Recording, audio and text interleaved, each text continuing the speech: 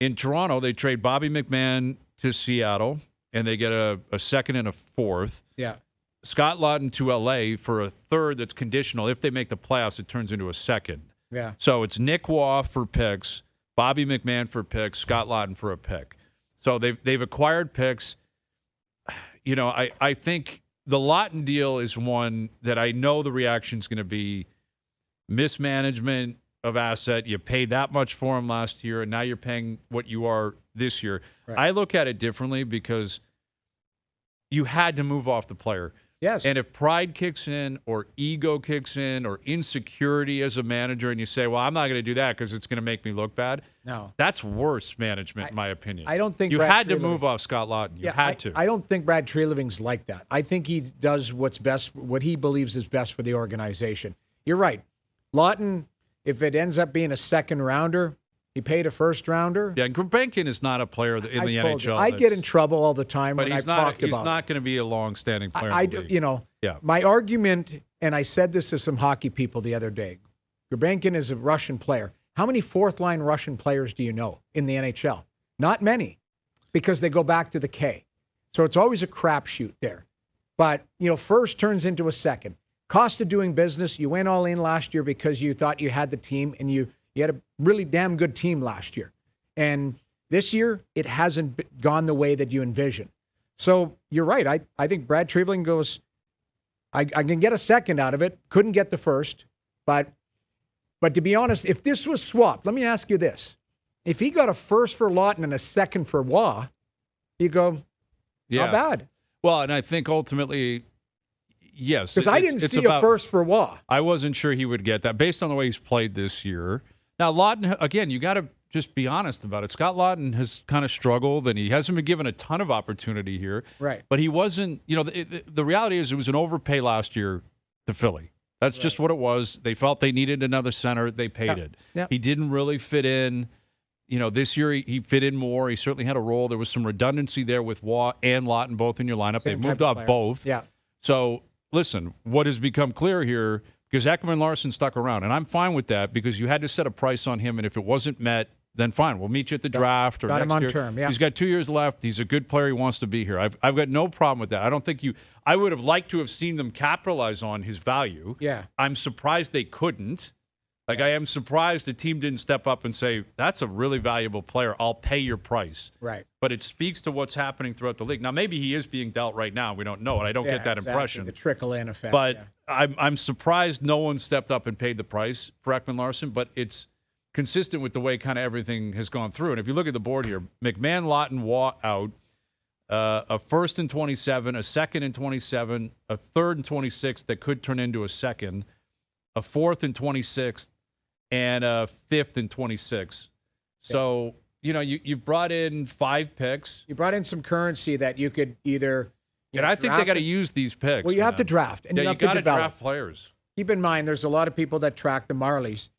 They're not stocked with blue chip prospects right now. Again, because of where this organization has been the last 10 years. You've had to, trade picks and prospects going all in at the deadline. This is the first year. This is unique for you and I and for a Leaf fan and this city, because it's always been, this team is good. Let's give them an opportunity at the deadline. Going back, where did this all start? Was it Nick Foligno? And then he came in and had the back injury.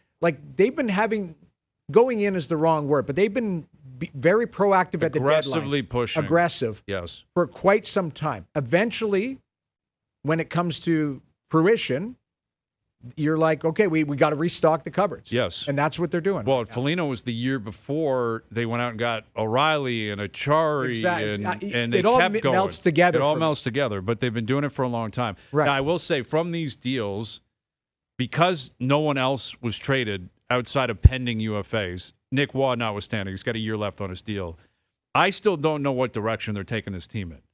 Yeah. And we'll ask Treliving this next hour, and we'll see how much clarity he's willing to give us or how much he's willing to answer.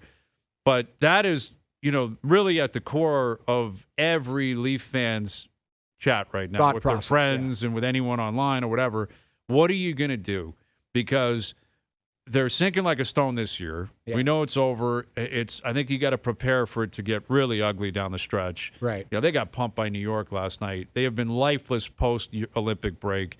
Craig Berube, I have to believe, is feeling some insecurity right now. Sure. It's not good with the way they're playing, the way it's going. He's yelling at them. They don't even look like they're paying attention to him. It's ugly. It's an ugly scene, and you got 18, 19 more games. It's going to remain ugly. Their first-round pick owned by Boston, top 5 protected. Can they get into the bottom 5? It's very difficult, but if you lose 14 or 15 of your next games, you'll be real close to it. Yeah. Can you win a lottery? Possibly, but then you're kicking that down the can. Boston gets the pick next year. Philly's got your pick next year, which would roll over to the next year. Yeah. You're kind of just moving it further down the road. But what are you going to do here? What is Brad Treliving and the Maple Leafs? What are they going to do? Are you going to retool? Are you going to put these picks back in play and try to acquire a defenseman? They obviously they need centermen now. Right. Like Laughton and Waugh are gone. Yeah. John Tavares is a 3. They need a second-line center, a fourth-line center. They haven't changed the defenseman. That's another thing that sticks out today. This defense core is old, slow. They're on term. They have played very poorly this year, and none of them were moved. Yeah, I think the bigger What picture, else are you going to do here? It's funny because when I look at it, if you had to say, tell me the most consistent defenseman this year, it's been Ekman-Larsson. Correct. Undoubtedly. So they kept him, and I think really it's not even the elephant in the room. I think they look at Morgan Riley's situation in the offseason and say, that's the starting point. And then what does that look like? What does Morgan want? Because he controls that situation. And then you kind of have a domino effect after that. If Morgan wants to move on and you decide mutually to move on, then it's what's Chris Tanev's situation? That's it. That's complicated. And then into Brandon Carlos' situation and Benoit and Myers. It really trickles down. But I do believe if I had kind of a wish list right now, I think the goaltending can be stable. We've seen it. Wasn't good. It hasn't been consistent this year. They've had injuries, all that type of stuff. But if you believe that position and then you throw in Hildeby, there still has to be a decision made there because Hildeby needs waivers next year. I don't think he'd make it through. So you got to decide on one there. The forward group, it's a mixed bag.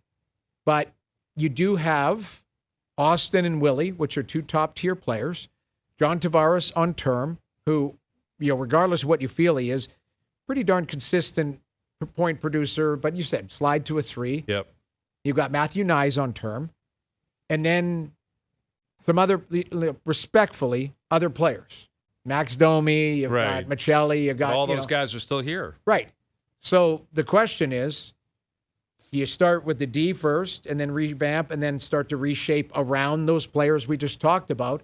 Or is it in the offseason you're going to move a key piece and really kind of retool around Austin Matthews or Austin, and I guess a key piece would either be Willie or Austin. It's 2 guys that you got to determine. And if those aren't on the table, then it's the Boston mantra with Pasternak, right? Like you're staying, and everyone else is in play, and we're going to reshape it around you too. Yeah. Well, and what also became clear, and again, it's not a surprise based on the whole market.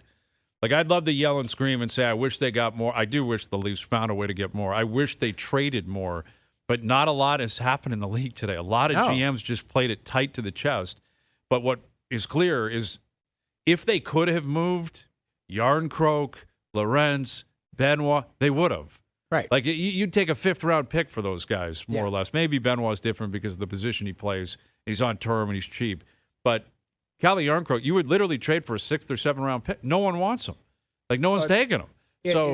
Because every team has 4 those players. Yeah, has a Calle Yarncroke. Why would you pay currency? But that's the issue. Is Nick Robertson's still here. So what are you going to do with him? Steven Lorentz is still here. He's on term. What are you going to do with him? Yeah. There's obviously other players that they have to figure out on. They've got to turn some of this defense core over. But these were the guys they had to move.